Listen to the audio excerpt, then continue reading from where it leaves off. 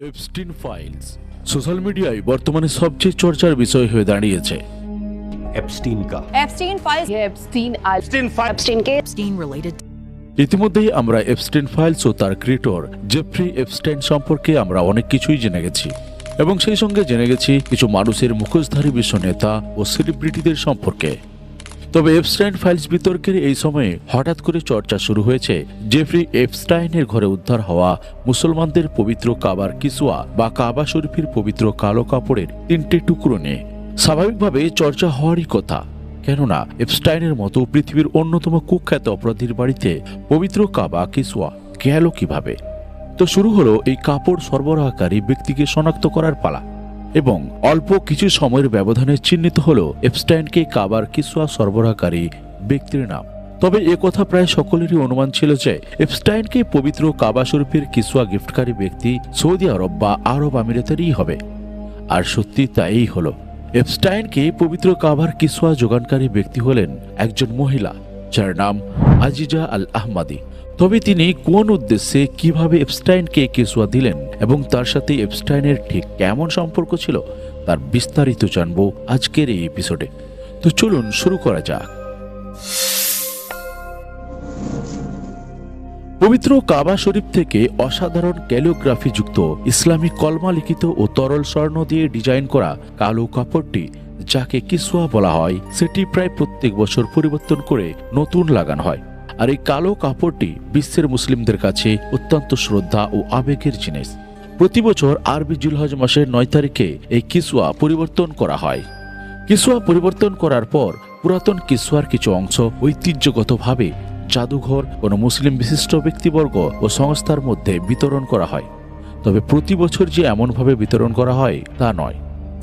তবে যেভাবেই হোক, এই পবিত্র কাবার কিসওয়ার কয়েকটি টুকরো আরব আমির শাহীর প্রখ্যাত মুসলিম নারী বিজনেসম্যান আজিজা আল আহমাদির কাছে থেকে যায় এবং ওই আজিজা আল আহমাদি কিসওয়ার 3টে টুকরো কাপড় জেফ্রি এপস্টাইনকে গিফট করার উদ্দেশ্যে 2017 সালে ফেব্রুয়ারি ও মার্চ মাস নাগাদ আবদুল্লাহ আল মারি নামের এক ব্যক্তির সঙ্গে যোগাযোগ করেন এবং নির্দিষ্ট একদিন কিসওয়ার ওই 3টি কাপড় ব্রিটিশ এয়ারওয়েজের মাধ্যমে আমেরিকার ফ্লোরিডায় পাঠানো হয়েছিল। শুধু তাই নয়, নির্দিষ্ট ওই 3টে কাপড়ের টুকরোর চালান, ট্যাক্স পেপার এবং অন্যান্য কাগজপত্র সব ইমেল মারফত প্রমাণস্বরূপ এপস্টাইনের কাছে পাঠিয়েছিলেন আজিজা আল আহমাদি। কিন্তু স্বভাবতই এখানে প্রশ্ন উঠে আসবে যে এসব তথ্য এলো কোথা থেকে? উত্তরটা একেবারেই সোজা। এসব তথ্য পাওয়া গেছে এপস্টাইনের বাড়ি তল্লাশি করে এবং তার সোশ্যাল সাইটস থেকে। এপস্টাইনের ইমেল ইতিহাস এই তদন্তের অন্যতম বড় প্রমাণ। ইমেলগুলিতে বর্ণনা করা হয়েছে কিসওয়াগুলি পাঠানোর পুরো প্রসেসগুলি এবং ধারণা করা হচ্ছে যে এই চালানগুলি 2017 সালের মার্চ মাসে পাঠানো হয়েছিল, যা কিসওয়া পাঠানোর প্রায় 10 বছর পর। অর্থাৎ তখন এপস্টাইন অলরেডি দোষী সাব্যস্ত হয়ে জেল খাটছেন। এবার আসা যাক আজিজা আল আহমাদি প্রসঙ্গে, যে তিনি ঠিক কোন কারণে পবিত্র কাবার কিসওয়া জেফ্রি এপস্টাইনকে পাঠিয়েছিলেন। বর্তমানে বিভিন্ন মহলে শোনা যাচ্ছে যে হয়তো আজিজা আল আহমাদির সঙ্গে এপস্টাইনের কোনো বিশেষ সম্পর্ক ছিল, তাই তিনি এপস্টাইনকে কিসওয়া পাঠিয়েছিলেন। কিন্তু বাস্তবে তাদের এ দাবির কোনো সত্যতা পাওয়া যায়নি। বাস্তবে আজিজা আল আহমাদি সশরীরে কখনো এপস্টাইনের সাথে মিলিত হননি বা সাক্ষাৎ করেননি।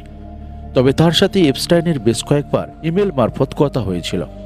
এক ইমেল মারফত দেখা গেছে 2017 সালের সেপ্টেম্বর মাসে হ্যারিকেন ঝড় ইরমা ক্যারিবিয়ান অঞ্চলে আঘাত হানার পর যেখানে এপস্টাইনের দ্বীপ কিছুটা ক্ষতিগ্রস্ত হয়েছিল।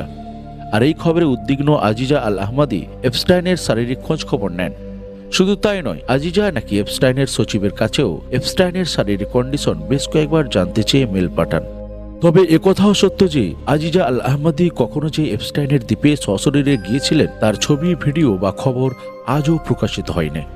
যদিও মধ্যপ্রাচ্যের উপসাগরীয় অঞ্চলের বহু বিখ্যাত নাম এপস্টাইনের ফাইলে ইতিমধ্যে উঠে এসেছে, কিন্তু আজিজা আল আহমাদি ঠিক কোন কারণে পবিত্র কাবার কিসওয়া এপস্টাইনের মতো দাগী অপরাধের কাছে পাঠালেন তার সদুত্তর আজও পাওয়া যায়নি।